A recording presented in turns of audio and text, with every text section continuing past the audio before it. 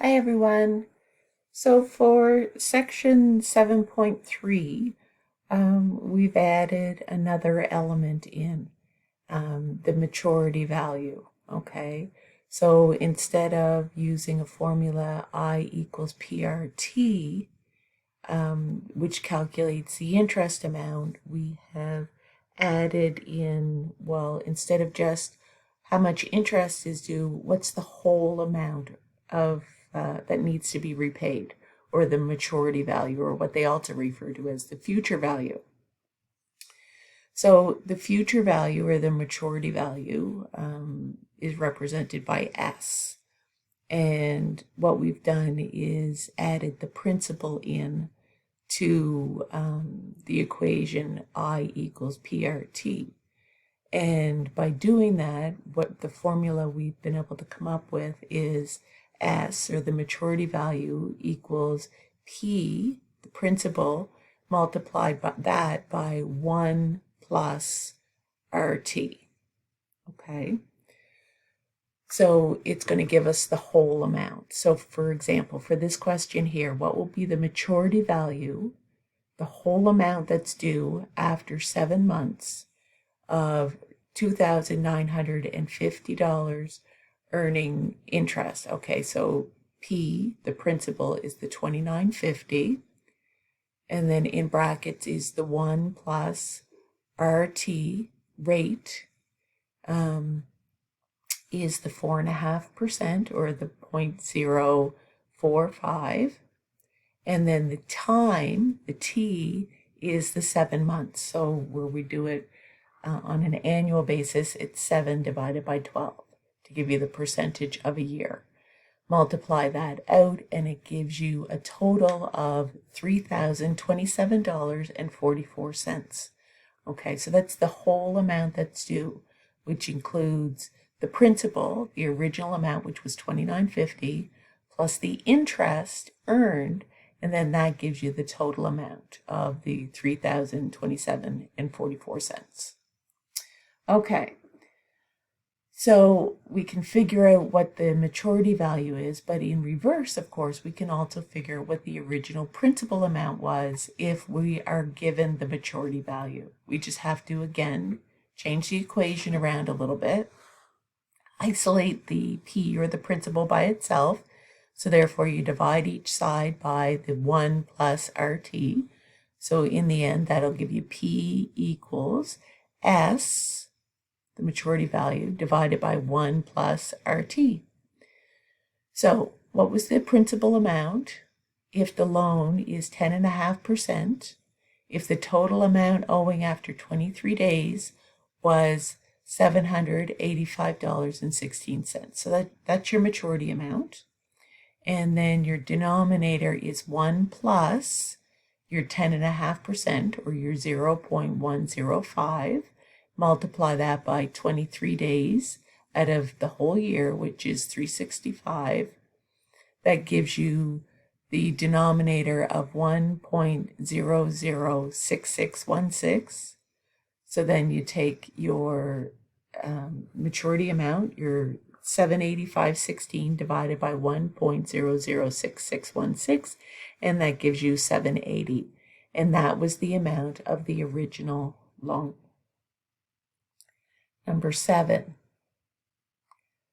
The balance after 11 months, including interest on a loan at 9.9%, is $15,379.58. So that's the amount including interest. So that is going to be your maturity amount. So we're trying to figure out what the principal amount is, and then figure out what the interest amount was. So the principal amount, the P equals S divided 1 plus RT. Take your maturity amount, your $15,379.85, divide that by 1 plus your 0.099, multiply that by 11 out of 12 months, come up with your denominator amount of 1.0907500, divide that into your $15,379.58, and that gives you the principal component of $14,100. Okay, so go back to the question. What are the principal amounts? Figure that out, and the interest component of the balance. So we need to figure out what the interest component is. So we have the $15,379.58 is your maturity amount minus the principal component of $14,100. That gives you an interest amount of $1,279.58. So always remember that. Go back to the question and make sure that you've calculated what it's asking for. Okay, number 11. Marlis made a $780.82 purchase on her Visa card. Visas have really high interest rates. Including 45 days of interest, the amount billed on her credit card was $798.63. What annual interest rate does her credit card charge? Okay, so the interest charged, so we know what the total bill was including the interest, which was $798.63. We know the original amount that was charged, which is $780.82. So we can figure out what the interest amount was, which was $17.81. So now that we know what the interest amount was, we can go back to our original formula, I equals PRT, and solve for R. So then R equals I divided by PT. Your interest is $17.81. Your principal is $780.82, and the term is 45 days divided by your 365. And that gives you an interest rate of 18.5%. And actually for a credit card, that's extremely low. You're probably looking at over 20% for a lot of them. So one thing to take away from this is always try to pay off the balance of your credit card before its due date. Okay, so number 13, Janish has savings of $9,625.63. If he can invest this amount to earn 2.8%, okay, so that tells me right there that that is the principal amount. That's the original amount, the $96.25.63. Then we know what the interest rate is 2.8%. How many days will it take for the investment to grow to $9,800? Okay, so if we want it to grow to $9,800 and we know we have $96.25.63 now, then we can figure out from there how much interest we want to earn. Well, we want to earn $174.37. So we need to figure out how many days it needs to be invested. So we're solving for the term, time. So T equals I divided by PR. So your interest, your $174.37, is divided by your principal, $96.25.63. Your rate is 2.8% or 0.028. That works out to 0.64697% of a year. Multiply that by your 365, and that'll tell you how many days it is, and it works out to 236.14 days, or round it up to 237 days. Okay. So part 7.4. So here we're looking at equivalent amount. So Kathleen has a $560 loan payment due in 5 months. What amount of money should she be able to pay today if the interest on her loan is 3.75% per year. So the equivalent amount today is your principal equals the future value of $560 divided by your 1 plus your RT. That gives you $551.38. Okay, because your rate is 3.75 or 0.0375, and your term is 5 months out of the 12 months of the year. What amount paid on September 24th is equivalent to $1,000 paid on the following December 1st if money can earn 5%. So the number of days, okay, so we need to figure out how many days that includes, and it includes 68. Then we want the P equals S divided by 1 plus RT.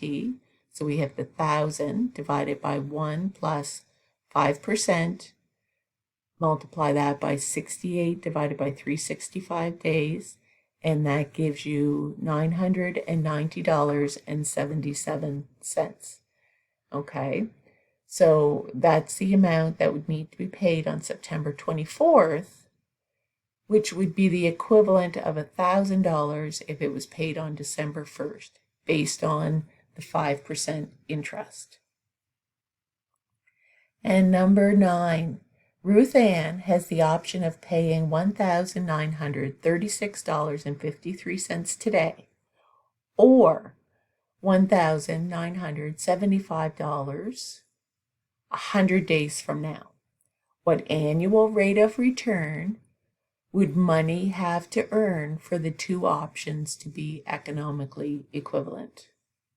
Okay, so we want to find out how much interest is in there. So the future value minus the present value, or the principal, which is 1975 minus 1936.53. So this is the same as what we did in the last section. It's just, they just call it something different, right? The equivalent amount, but you're still working with future value, present value, figuring out how much interest is in there, and then figuring out what the rate is. It's just worded a little bit differently. So if we know the future value, the S, minus the principal, we know that the interest amount earned is $38.47. So what rate do we have to earn for those two amounts to be equivalent? So we've got the interest amount we just calculated of $38.47 divided by your principal amount of $1936.53. And then the term is the 100 days, always over 365. And that says that it would have to earn 7.25% for it to be equivalent economically. Okay, and the last question. A loan of $3,300 at 6.25% or 6.25% simple interest was made on March 27th. On what date was it repaid if the interest cost was $138.44? So the duration of the loan, you've got your term equals I divided by PR, 138.44 divided by your principal of 3,300, rate of 6.25%, and that works out to 0.6712224 parts of a year. Multiply that by your 365 days in a year, and that is going to give you 245 days. Then you need to figure out how many days or what date is 245 days past March 27th. So you can do that by adding it to the figure in the table, and you're going to come up with November 27th. Thanks, everyone, and let me know if you have any questions.